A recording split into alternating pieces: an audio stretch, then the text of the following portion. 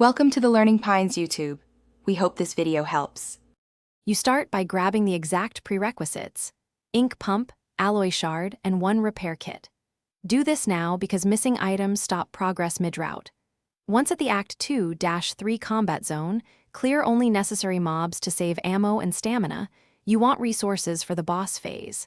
Then immediately activate the puzzle sequence that controls the factory gate.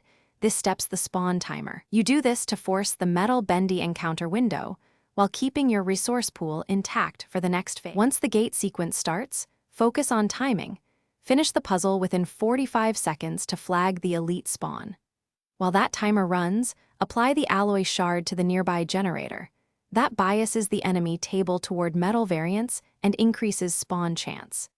Make sure to briefly hide or use stealth for 10 seconds after activation, because moving too much can reset the encounter. You do this to control RNG. The sequence plus shard shifts probabilities so Metal Bendy becomes available. When Metal Bendy appears, stagger it with quick combos and immediately use the ink pump to strip armor and expose the core. You need that window to deal maximum damage.